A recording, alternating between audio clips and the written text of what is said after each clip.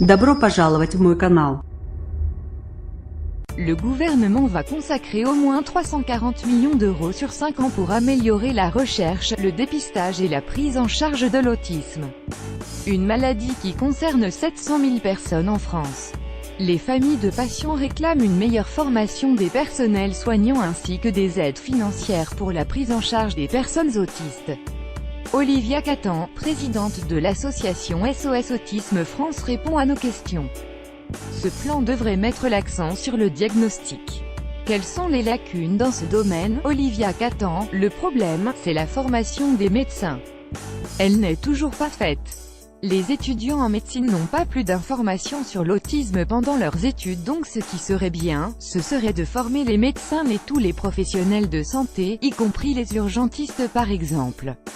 Même aux urgences, on ne sait pas comment accueillir une personne autiste. Souvent, on en arrive à des scènes de violence parce que les médecins ne connaissent pas bien leurs troubles. Il faut donc vraiment former tous les personnels de santé. En théorie, les enfants autistes devraient avoir accès à une scolarité normale. Est-ce que c'est le cas? Olivia Catan, non, seuls 20% des enfants autistes ont accès à l'école, en primaire. Quand on passe au collège et au lycée, les chiffres diminuent encore. Le nœud de tout cela, c'est le diagnostic et la prise en charge. Tant que le diagnostic n'est pas posé suffisamment tôt, qu'une prise en charge n'est pas mise en place rapidement, l'inégalité persiste. Le problème et le nerf de la guerre, ça reste l'argent.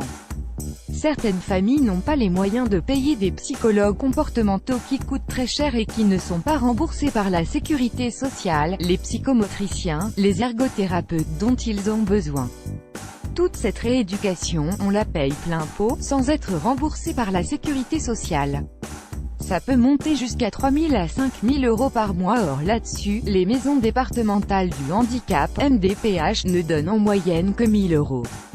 Donc les gens qui ne peuvent pas payer ne le font pas. Quelle est la situation des adultes autistes? Olivia Catan, il n'y a pas de solution pour les adultes et c'est vraiment quelque chose de terrible. Beaucoup partent en Belgique, d'autres restent sans solution.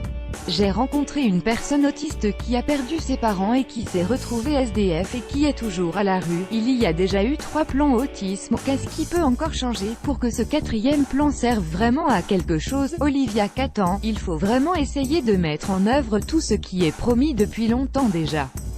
On parle par exemple de recommandations de la Haute Autorité de Santé qui datent de 2012 et qui recommande les méthodes comportementales, mais les centres médico-sociaux ne veulent pas obéir aux recommandations. Certains médecins ne veulent pas non plus suivre ces recommandations. À lire au sujet associés à lire sur